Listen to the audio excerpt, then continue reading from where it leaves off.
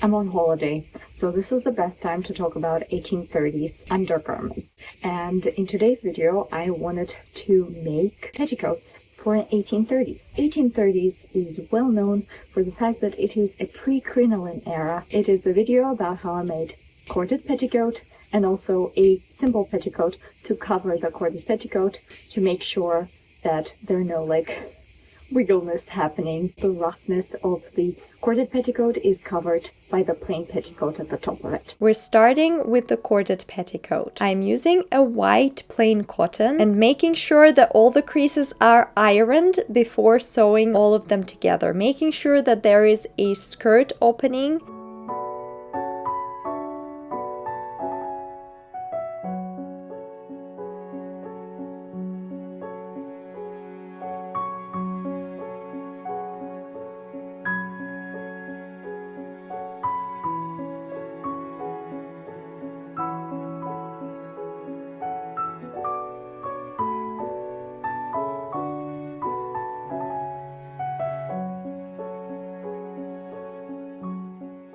Before adding the cords, I am folding the fabric on itself to then add the cords in between those two layers.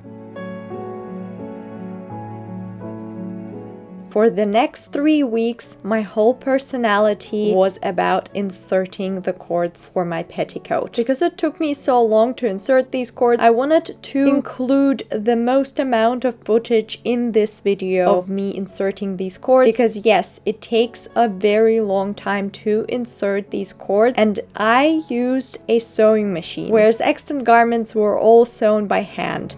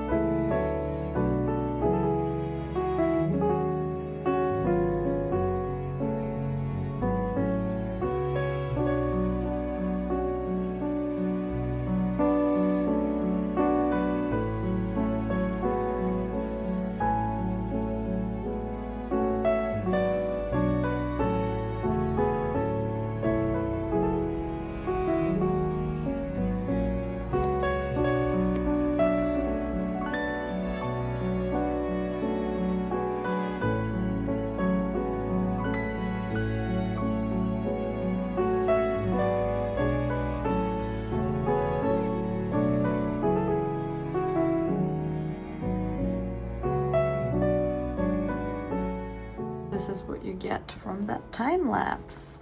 2 rows cording and then 1 simple, super fast. That's why I decided to separate these. At the beginning I was doing like stacked. This took me ages, and then I decided maybe space them would be nicer because extant garments do have the cording spaced. There is, less cord to use but more space, so it will be still structured. So this is how much I have done. This is how much cording is left, so I will need to think.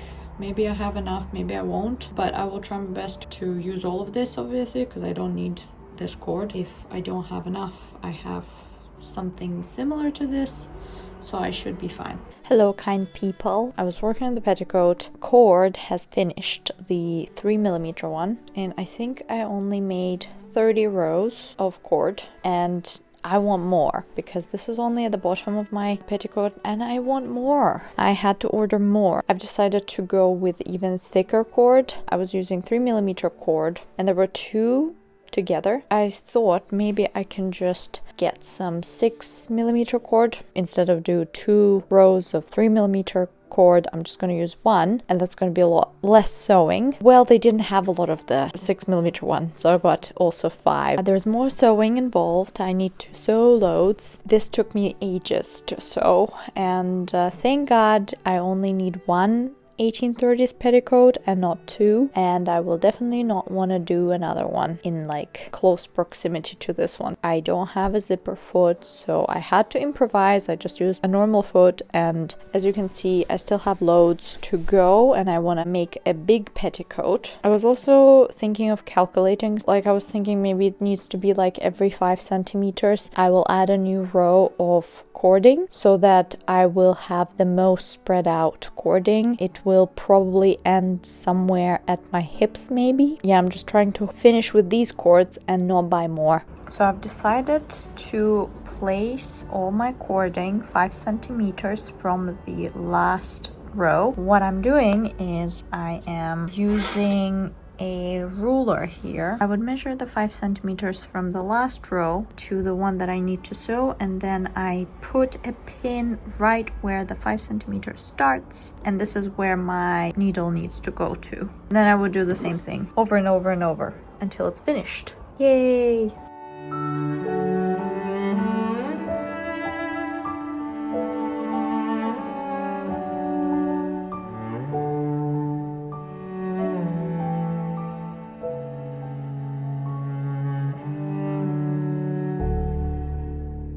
This project might have been cursed, but alas, we have come to a issue. Because I didn't have enough of fabric for the top to finish all the cords, I had to order more. So I basically used twice as much of fabric that I needed originally. And of course, because I decided to go further with the cords, I wanted them on a full length of the petticoat, I had to order more fabric. Call this project cursed, but I still managed to find a way, which is very good, instead of being like, oh my god, what did I do? Important thing to remember about this project: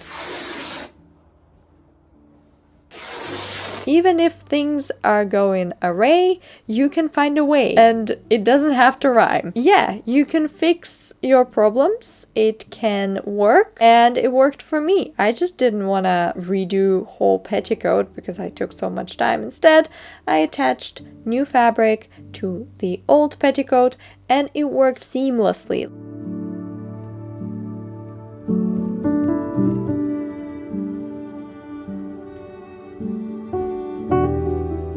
After a small intermission, I am back at sewing the cords, as if nothing even happened. But I will know that I had to add new fabric to my whole petticoat because I can't count.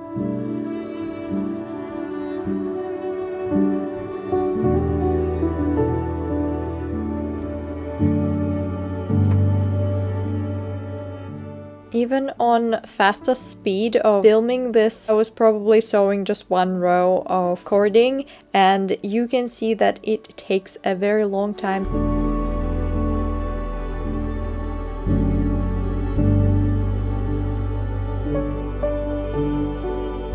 And we're finally at the end. I have finished all the cords, and I have went through with a gathering stitch to gather the top of the petticoat to then make sure that it fits at my waistline.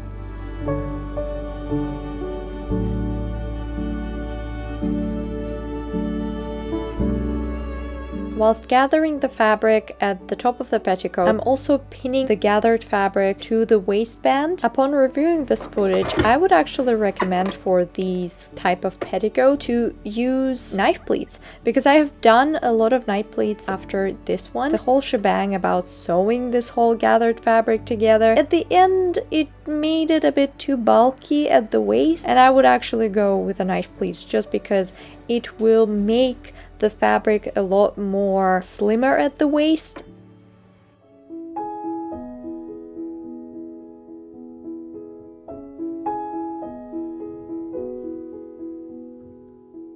The fastest thing that I've done for this petticoat is to sew the waistband. I think it took me half a day to do it, and the whole petticoat took me 3 weeks. It was worth it because there was a lot of waiting for the materials to come.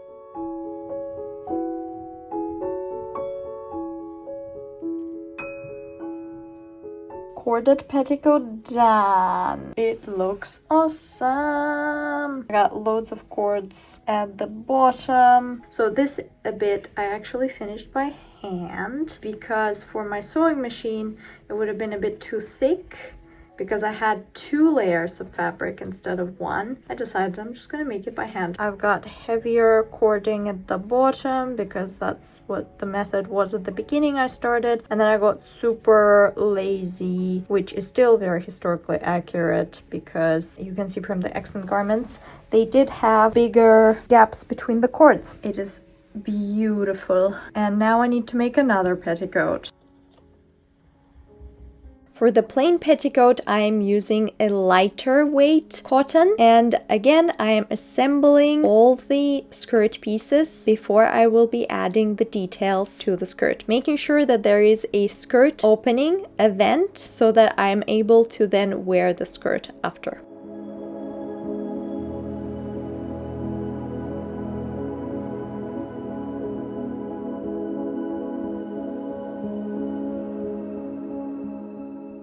To add a skirt opening, I'm measuring 20 centimeters from the top of the skirt, making sure that I don't sew from that point up.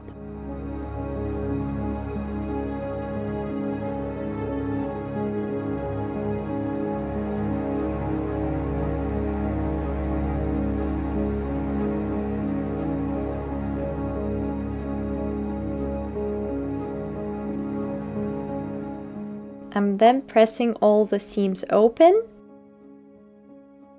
To create a neat vent opening, I am folding the fabric twice on itself and then pressing it all together to then sew it with a fell stitch.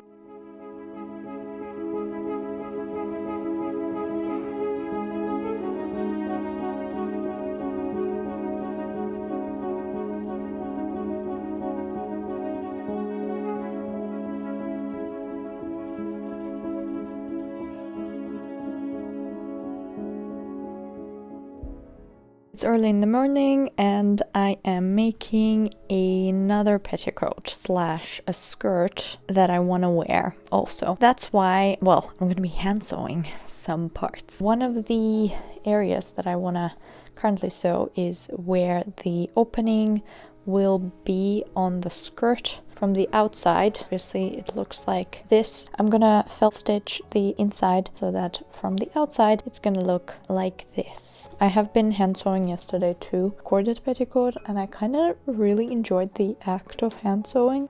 I think I'm gonna use one instead of double-sided.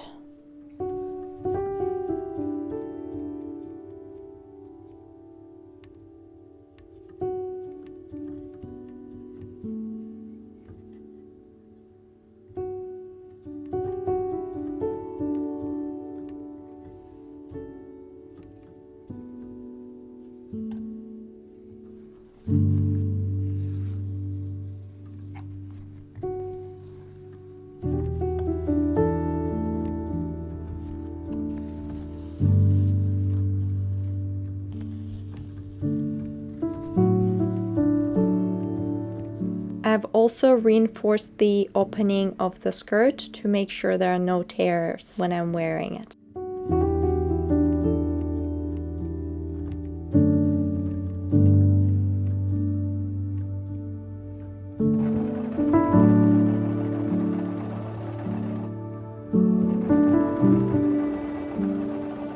I'm then sewing gathering stitch all around the waistband of the skirt.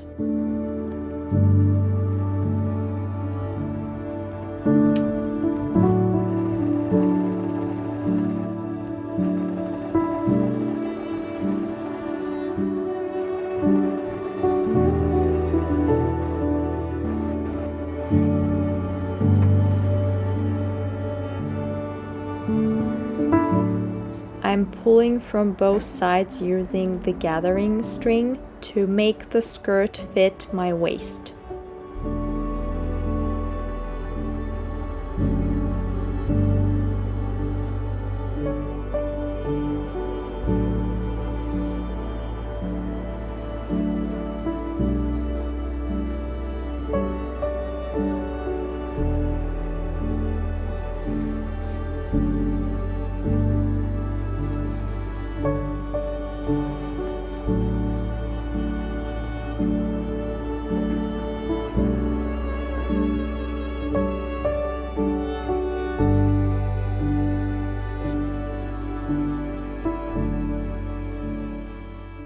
It is time to assemble the waistband of the skirt.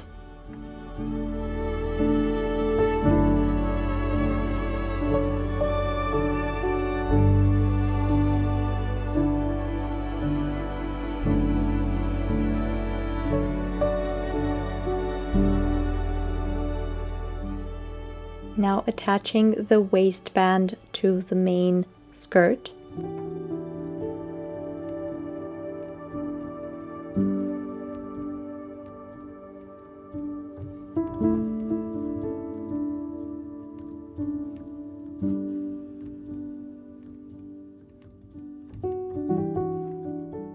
In one section the gathering stitch broke. I've decided to sew another gathering stitch in that section.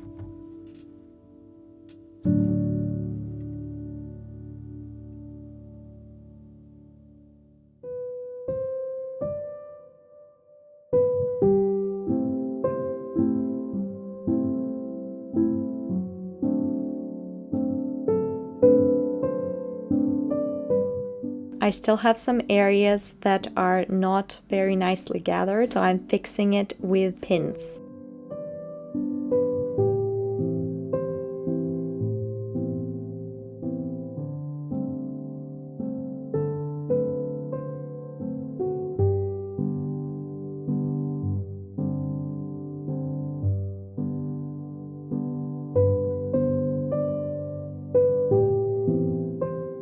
Now that the waistband is attached on one side, on the inside I'm fell stitching it by hand.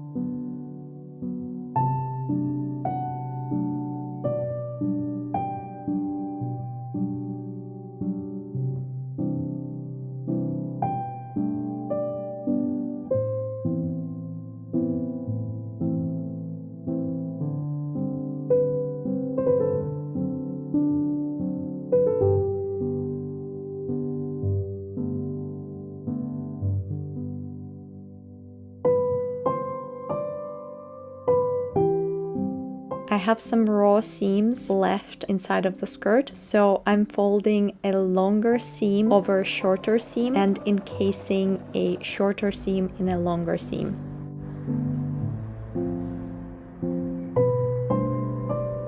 I'm now starting to hem the skirt before adding more details to the skirt.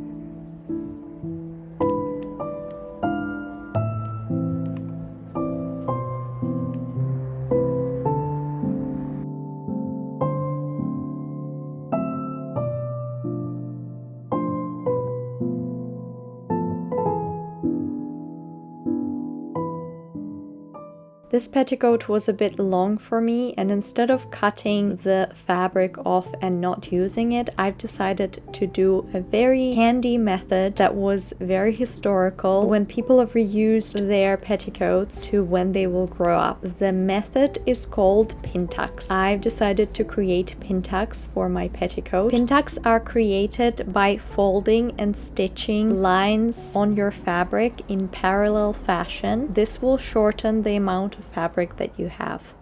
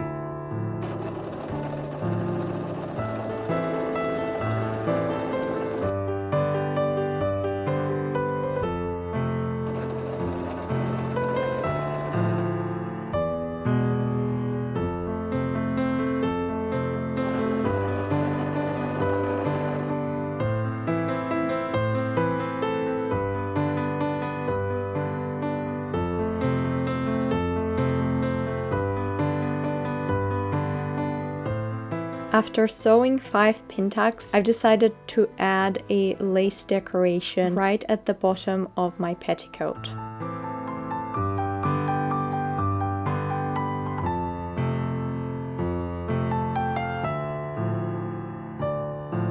Adding some finishing touches, and both of my petticoats are finished. In the heat of summer, I think my brain has melted. I wore my plain petticoat before I wore my corded petticoat. This is wrong. You first need to wear your corded petticoat and then your plain petticoat to smooth all the bumps of the corded petticoat. I really adore the pin tucks that I have decided to create instead of cutting the waist of the fabric away and not using it. This way I have some additional decorations, and also in case I will grow, which is not gonna happen, who knows, maybe I will, I can always remove some of the pin tucks. I really love how my corded petticoat has turned out, and I think it looks fantastic. There's been a lot of work put into it. One more thing about these, I have also starched all of them, so they are a lot more stiffer and they can stand on their own.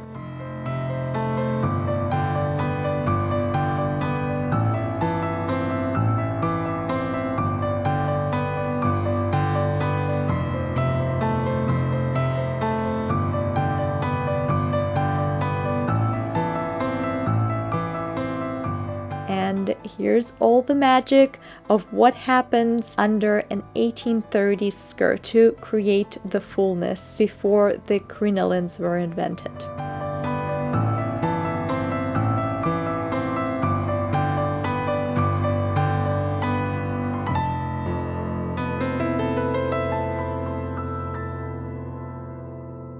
The next one will be actually one of the most exciting ones because it is the actual making of this wonderful dress that I really love. I've worn it multiple times and I just really love this fabric so much. And don't forget to tune for the final rendition of where I will show you how I make an Emily Brontë dress. Even on holiday, I am working because I really love to create things, and I also really love doing outros. If you love this video, don't forget to like, comment, and subscribe. If you want to support me, you can always go and watch more of these type of videos right here, and I will see you in my next one. And have a wonderful holiday. Don't actually work when you're on holiday, you know? Bye, everyone.